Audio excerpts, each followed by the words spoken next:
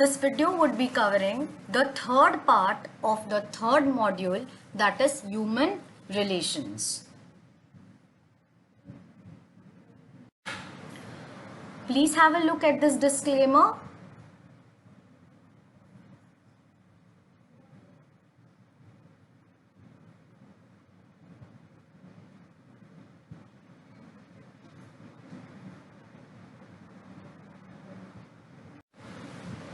This video has been prepared for Institute of Distance and Open Learning, IDOL, University of Mumbai.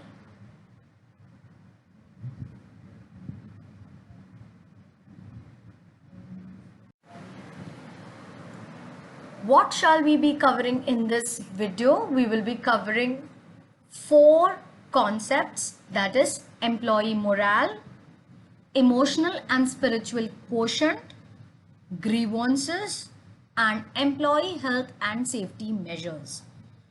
In these 4 main topics that will be covered in this video, we would be covering the factors influencing employee morale, what is the concept and elements of emotional and spiritual quotient, what are the causes and procedure for grievance handling, and employee safety, health, as well as welfare measures.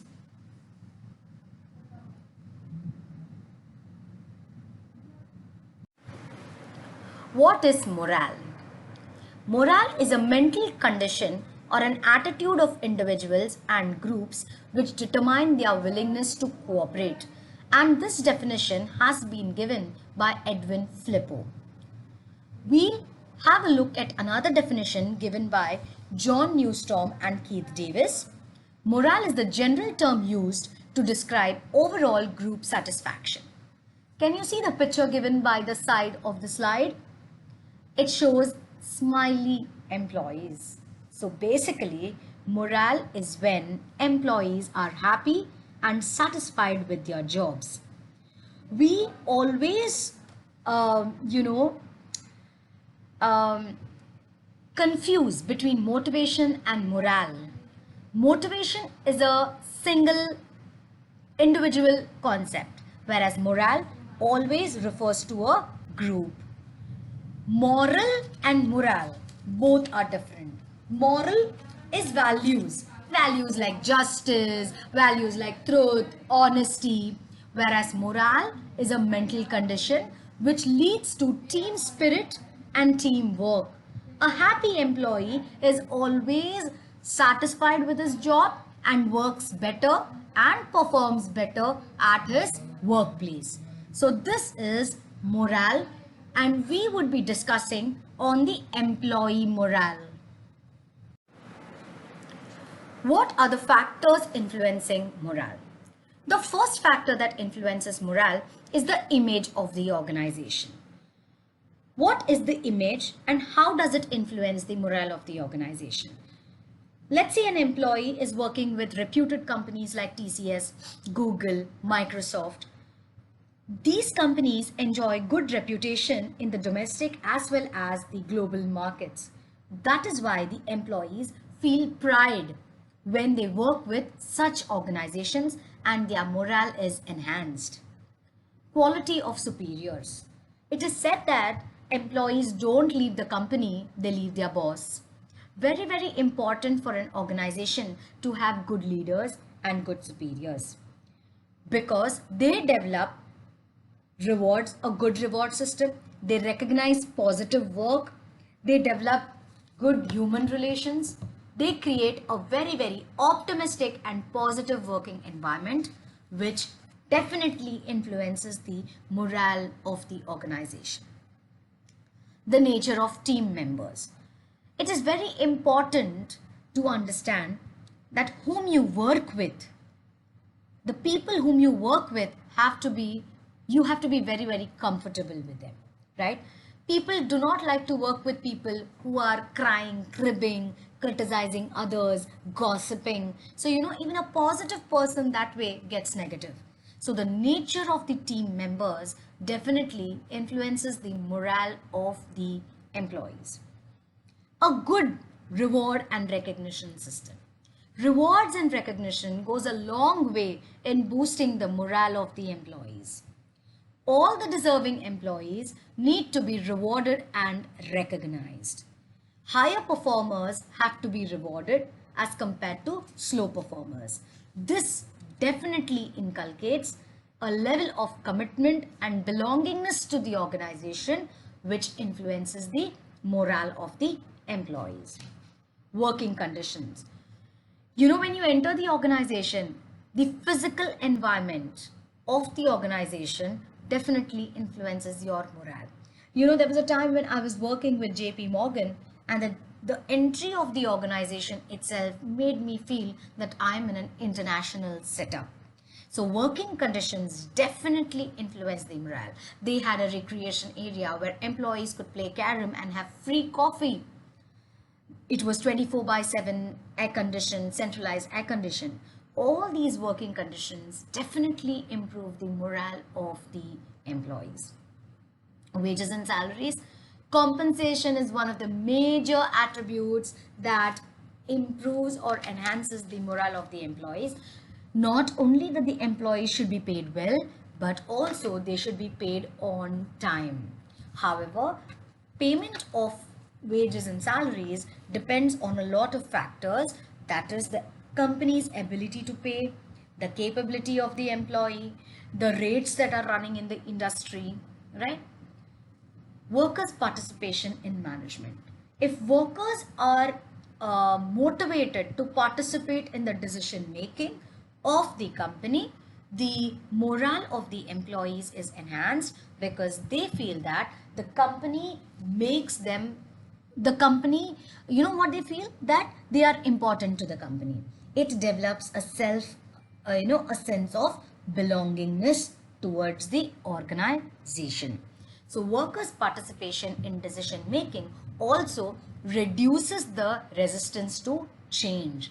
Therefore, when the seniors involve the lower level in decision making, they feel very empowered, and that increases their morale. The nature of job. Dull, monotonous, repetitive work would definitely affect the employee morale. Employees have to be given interesting and challenging work. But the managers should also understand that work overload and work underload should be avoided. The managers should enhance the nature of the job by creating a balance of the work. There are several other factors that influence employee morale. That includes the policies of the organization, leave policy, career development strategies, promotion policy, performance appraisal techniques, the training policies. Then, also goals of the organization. Does the organization want to be at a lower level? It wants to expand. All these aspects definitely influence the morale of the employees.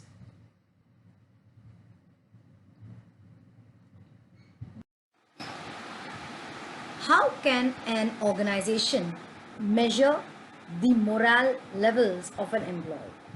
Measuring morale can definitely enable the organization to identify and also to solve the problems faced by the employee before it gets to the severity level.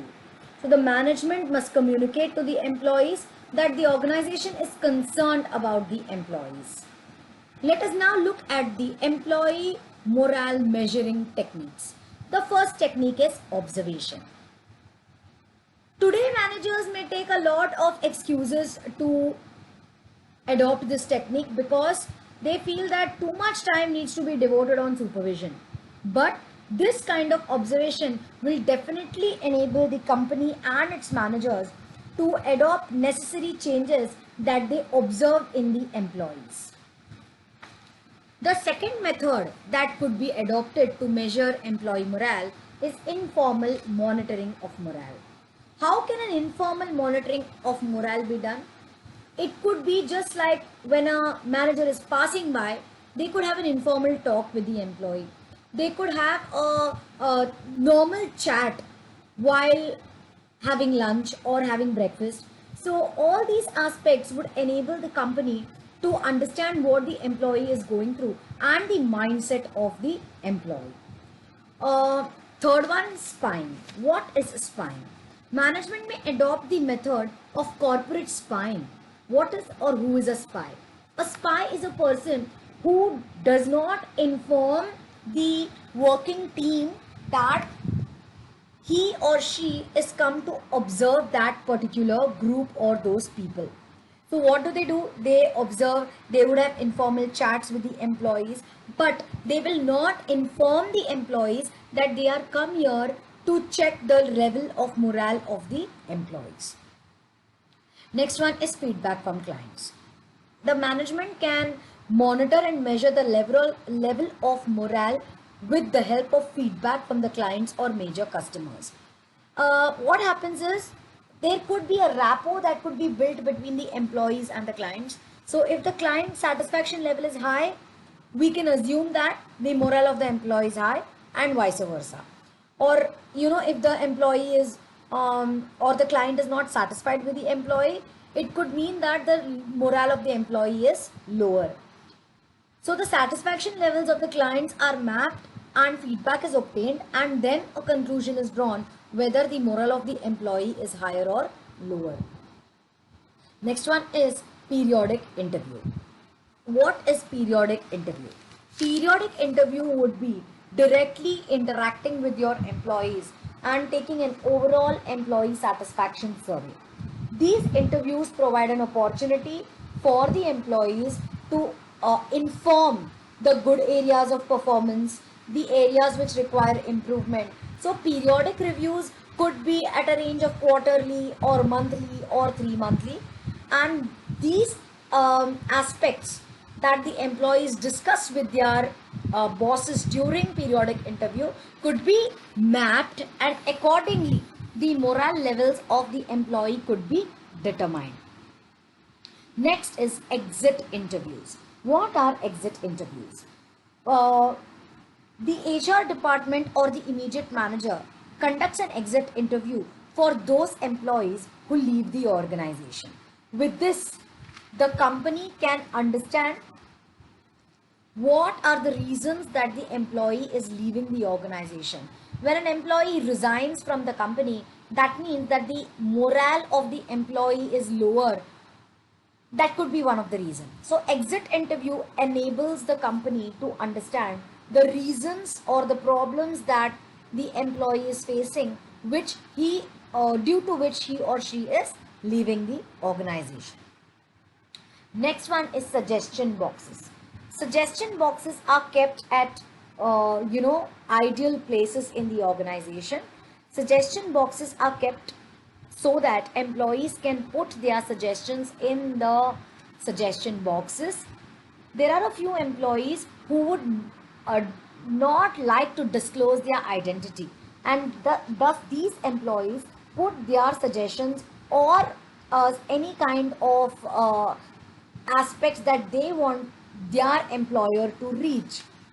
So if the suggestions are good and adopted by the company, and the company has got some benefit out of it, that particular employee can be rewarded, and this is how you can encourage other employees to put their suggestion in the suggestion boxes.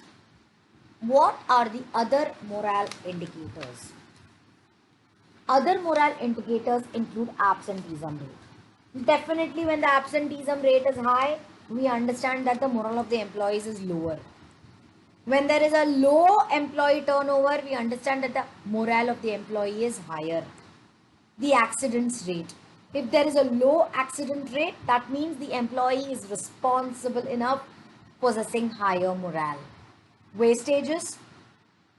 Every possible effort is taken to reduce wastages. So if the wastages are lower, the morale is higher. And the last one, grievances. Again, an indirect relationship. If the employee's complaints go lesser day by day, that means that the employee's morale is quite high. So these are the ways in which the morale of the employees could be measured. Companies can adopt any of the techniques as mentioned in this slide to measure the morale of the employees. Emotional quotient. What is emotional quotient? The concept of emotional quotient was proposed and explained by Wayne Payne in 1985. In 1995, Daniel Goleman popularized this term in his book Emotional Intelligence: Why EQ Can Matter More Than IQ. EQ is the short form for emotional quotient, also known as emotional intelligence. What does EQ refer to? It is the degree of various emotional state of mind, that is self-confidence, risk-taking, how to overcome stress and tough situations. Having a proper balanced EQ could definitely help an individual to overcome difficult situations, like how would he control his emotions in a situation where there's anger, where there's revenge, where there's extreme ego, where there are emotional outbursts. So how does EQ help employees in an organization? Having a balanced having a balanced EQ helps the person to understand the psyche or the mindset of the employees. There could be situations where the employees undergoes stressful tasks.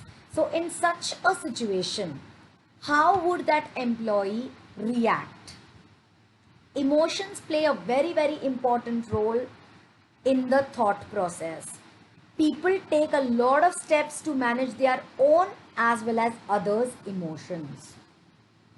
People deal with emotional problems, experience lot of burnout or stress.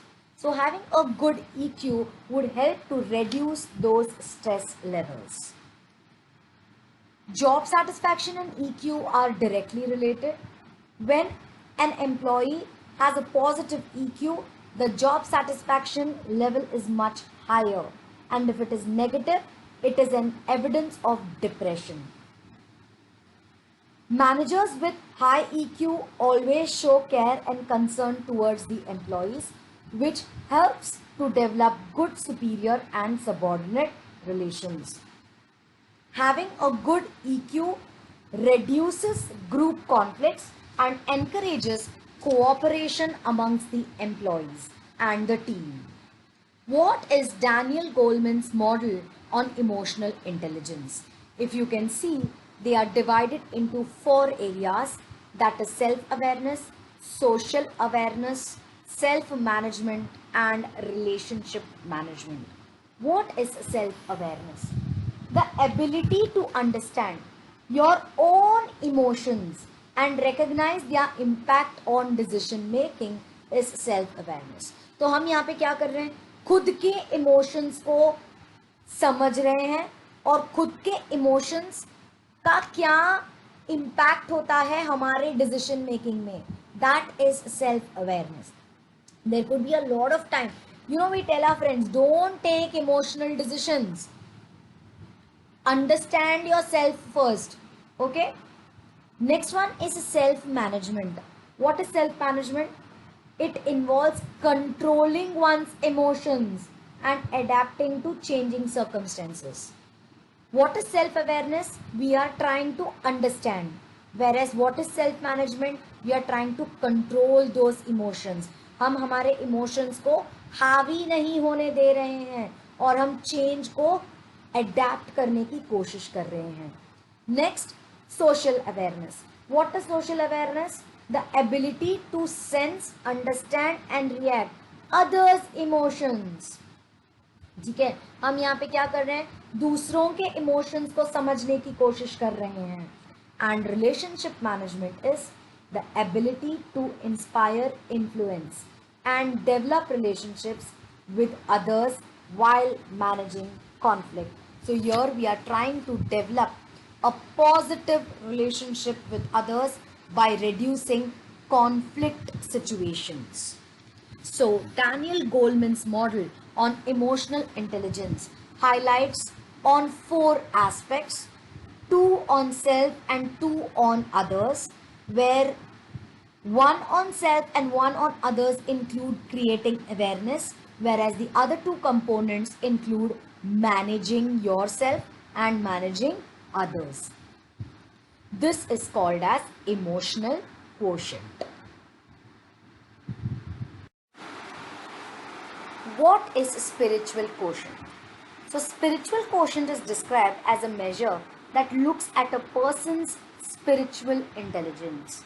It consists of honesty, integrity, and ethical values of the employees. IQ represents what I think, whereas EQ represents what I feel, and SQ represents what I am. Okay? IQ helps in analyzing a task, EQ represents the basic motivation, and SQ helps one to tackle the very basic question, why should this task be performed? There are three elements related to spiritual quotient, that is responsibility, humility, and happiness. What is responsibility? A person may be responsible to self-entities in this universe, such as oneself. You are responsible to yourself, you are responsible to your family, your responsibilities towards the society, towards the country, towards the universe. Okay, what is humility? Humility is where you as an individual, we as human beings carry big egos. We all want to feel important. We demand, we don't earn respect. So one needs to consider one's importance in this world. It is humility that can make us better people rather than our arrogance. So humility basically refers to keeping your ego and arrogance aside. Happiness. Happiness, according to me, is a state of mind. Everyone wants to live happily, but what, from where does your happiness come? Is it material happiness? Is it, you want to build a happy family or a happy society? Okay, so what happens is spiritual quotient is the ability of an individual to see your personal vision and the larger picture of the society by bringing good health and happiness to oneself and at the world and to the world as a whole. So you also be happy and you keep the world also happy. Okay, so what are the factors influencing EQ and SQ? This is a common answer which deals with EQ and SQ. It deals with the nature of an individual. The inborn qualities of an individual can influence EQ as well as SQ. Some individuals are very ill-tempered and they find it difficult to have control over their emotions. Also, some people may have an inborn negative instinct. So all these aspects of the nature of an individual is a factor that influences the EQ and SQ levels of the employee. The second factor that influences the SQ and EQ level is the nature and characteristics of the superior. Transformational leaders can enhance the EQ and SQ of their subordinates. Transformational leaders act as role models to their subordinates. They can definitely create a change of mindset in the subordinates. Training also influences the EQ and SQ level. Suppose an individual possesses a lot of negative attitude. The company can create some kind of mentoring sessions, counseling sessions, and training programs to enhance the EQ and SQ levels. Socio-cultural environment. The socio-cultural environment in the society may influence the EQ and IQ of an individual. What happens is progressive societies always give a lot of freedom, right? Progressive societies, individuals may adopt a stronger EQ and SQ. So, the background in which an individual is surrounded is a factor that influences EQ and SQ. Practicing yoga techniques can enhance EQ and SQ levels, but not always. Okay, it depends from person to person as to how they perceive yoga and meditation as. Organizational environment.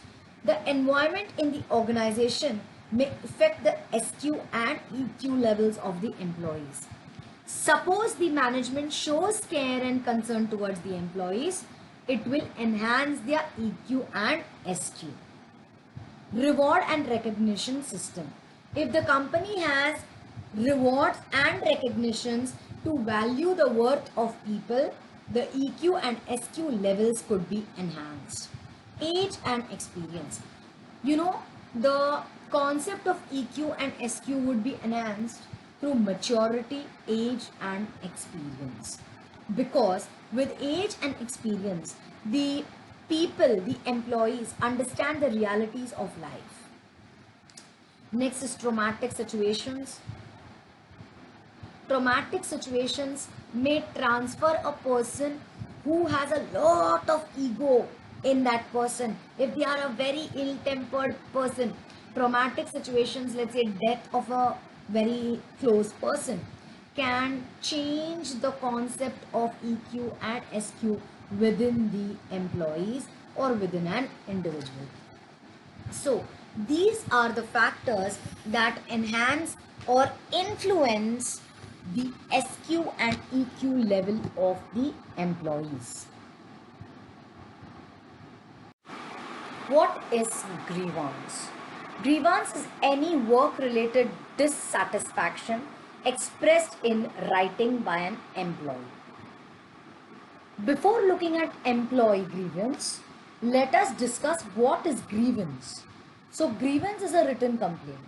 So when it is filed by an employee claiming unfair treatment, it is called as an employee grievance.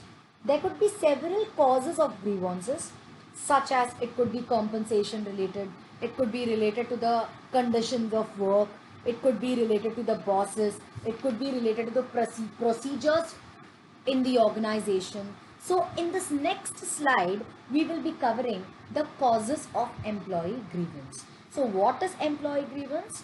When a written complaint is filed by an employee claiming unfair treatment, it is called as a grievance. And this definition is given by Dale Yoder.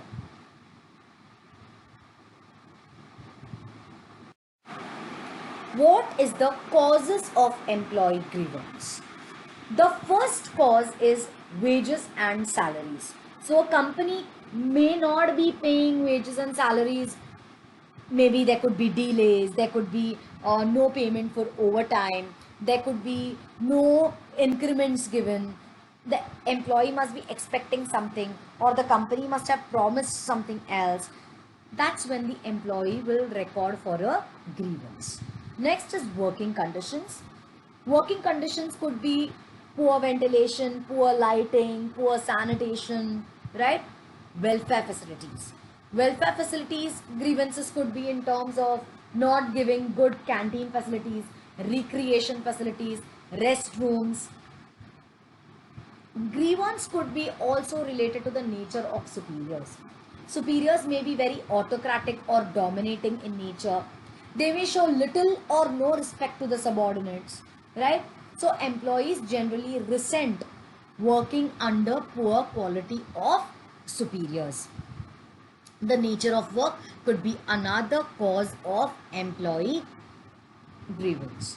So what could be the nature of work? Sometimes there would be work underload. Sometimes there could be work overload. Underload is where employees do not have the work at all.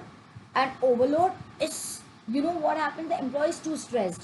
So both could be reasons for employee grievance. You know, underload also frustrates the employees, right? And overload definitely stresses the employees. personal policies. Maybe the policies of the company are not adequate enough. There could be faulty placements, there could be inadequate training facilities, there could be poor performance appraisal, there could be favoritism in promotion. All these reasons could be causes of employee grievance. Next is disciplinary action. There could be chances that the company's management could take a disciplinary action on certain employees. They could issue a show cause notice or suspend the employee from the work. The management taking disciplinary action may not be going well with the employees, and that's when they could file for complaint before the grievance committee, because they could be feeling victimized.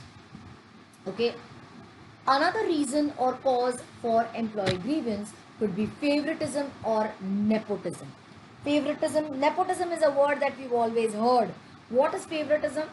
Favoring your relative in terms of promotion, or giving them more work, or giving them more favors. Right? That is favoritism and nepotism. Next one is leave problems. Probably employees may not be granted proper leaves, and employee may be frustrated because of this situation. There could be a dispute within the management and they could file for a grievance. So the causes of employee grievance could be manifold as mentioned in this slide.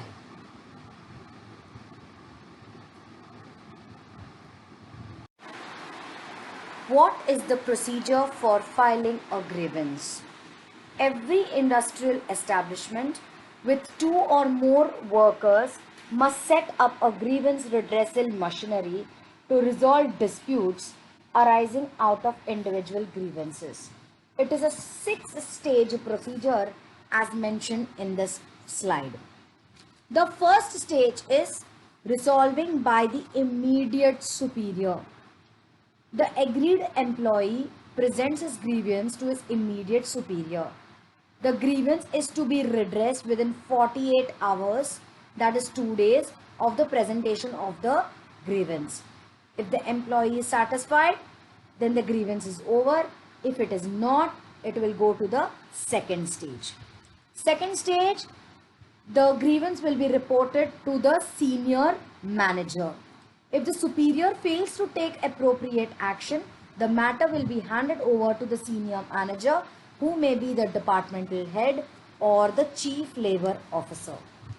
After considering the relevant details, the senior manager or the chief labor officer has to redress this within 3 days of the presentation of grievance. If the aggrieved is happy or the grievance is resolved, then it is okay. Otherwise, it will move on to the third stage. The third stage is taken over by the grievance committee. The grievance committee makes recommendation to the management to overcome this grievance within a period of 7 days from the request of the employees. Okay, the final decision of the management is communicated within 3 days of the receipt of the grievance committee's recommendation. If the management decision is not communicated within those 3 days, or if the management decision is not satisfactory, the employee can appeal to the management for revision. Further, the appeal for the management will be undertaken. Even then, if this appeal is not accepted by the employee, it will go for voluntary arbitration.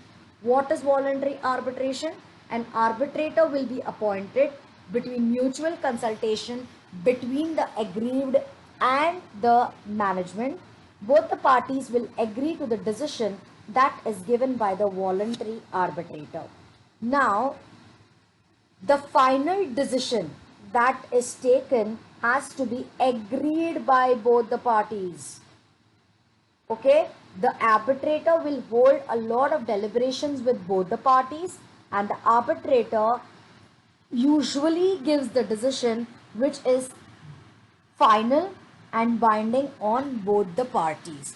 So this is the grievance procedure that needs to be followed, that is resolving by immediate superior, resolving by the senior manager, resolving by the grievance committee. If all this is not satisfactory, the employee can appeal for revision. Even that is not satisfactory, he or she could go for voluntary arbitration, and then the arbitrator takes the final decision.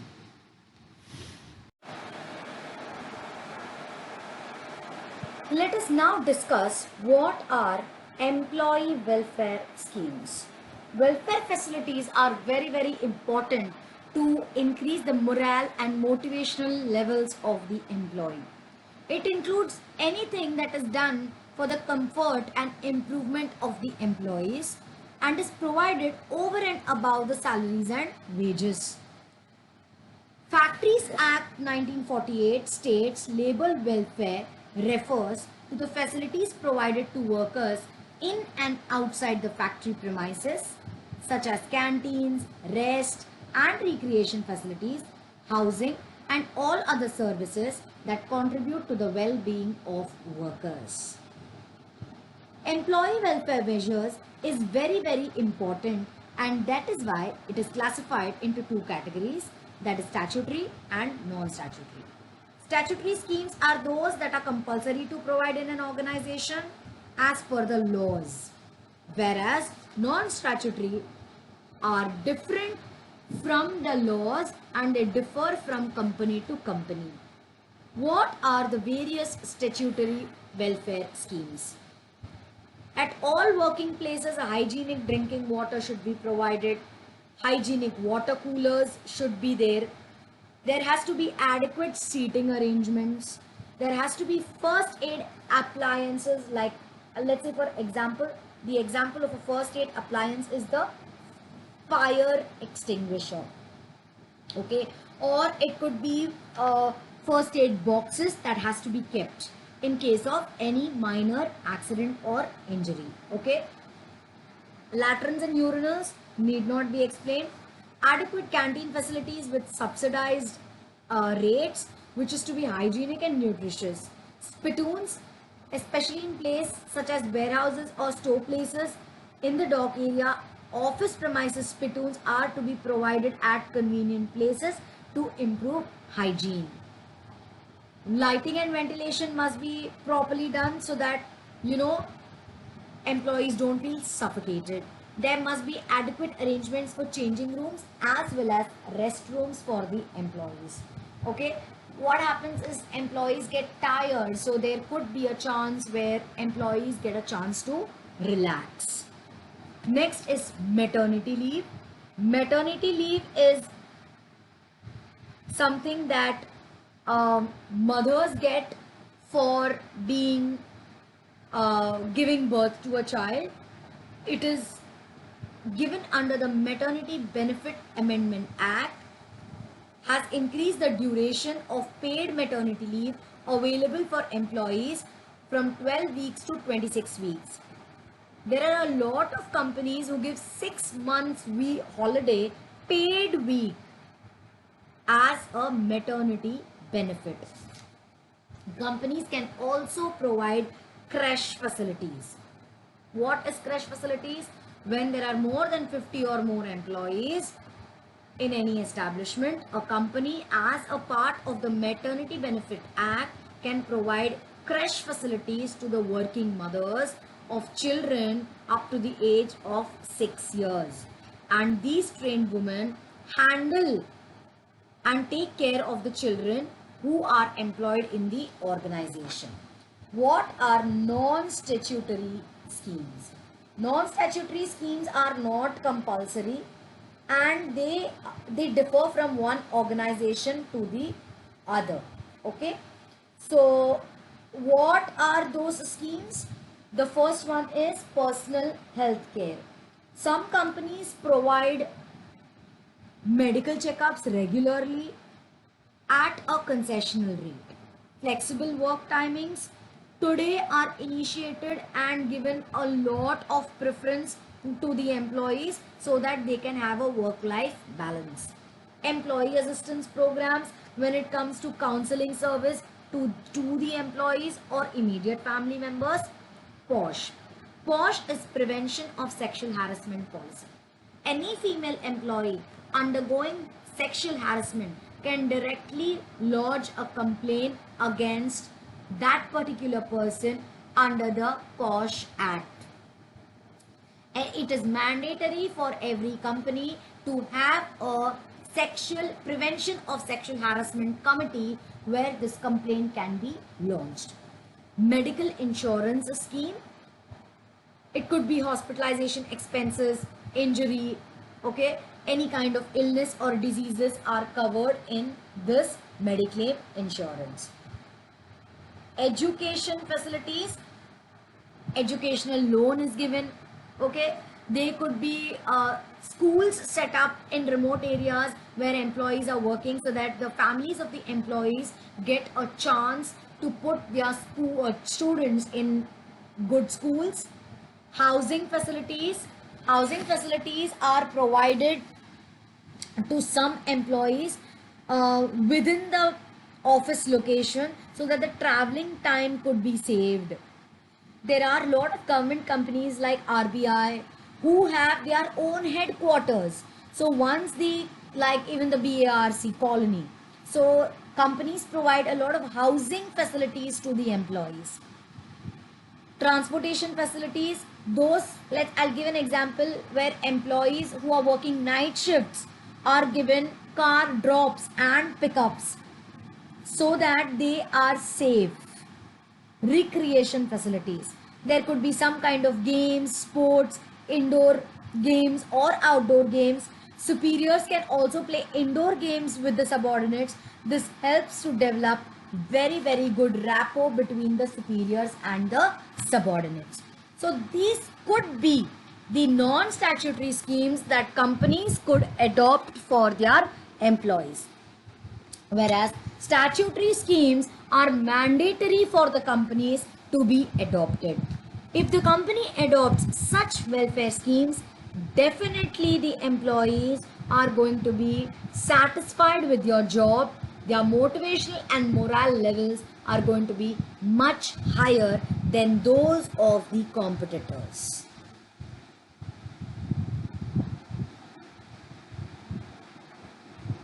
Let us now discuss employee health and safety measures. Health and safety is very important for all employees as well as to the organization. Healthy employees ensure proper functioning of the organization. Organizations can adopt some of these measures to ensure health and safety. The first one is fire protection. We all know that employees should be protected against fire. Proper fire alarms, fire extinguishers must be installed at right places. Instruction manual should be prepared. Fire drills should be conducted in case of emergency. All these aspects will enable the employees to react in an appropriate manner in case of fire arises. Next is protective clothing and safety gear. Protective clothing should be supplied to the workers to make them feel comfortable and to avoid accidents. They should be given with safety gears which include safety eyewear, hand gloves, safety boots, face shields, helmets, etc. Placement of machines.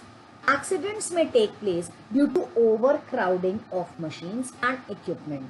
Therefore, fair distance must be given between two machines and a proper gangway so that workers can move easily.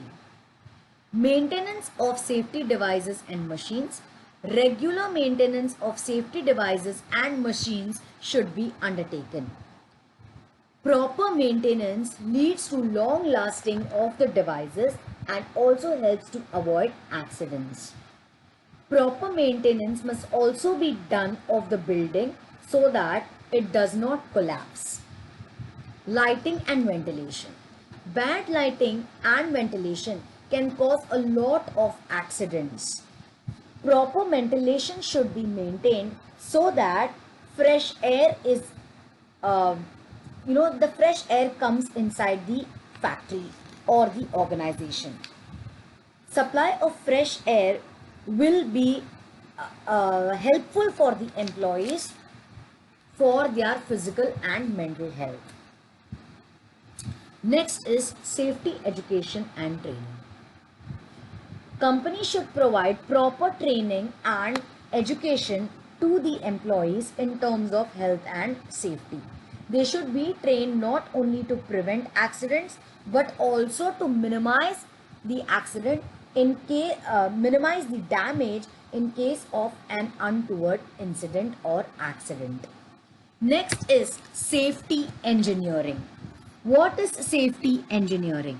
The organization should adopt proper safety engineering techniques, fencing of dangerous machines, proper handling and flow of materials, ergonomics, that is the science to improve man-machine environment, good housekeeping, and proper maintenance of plant and equipment. Next is safety discipline. The management must ensure safety discipline throughout the organization and at all levels.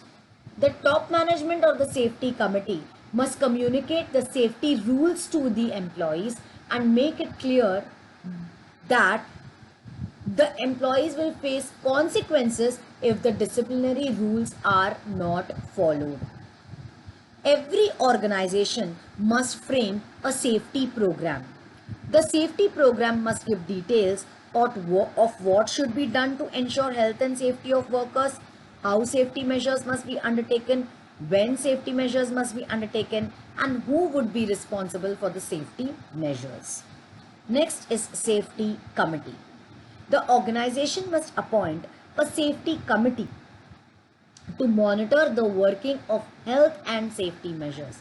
It is not only important to have a proper program, safe discipline, or safety engineering technique, safety education and training, but simultaneously the company must also have a safety committee to ensure that all these safety measures are being implemented properly.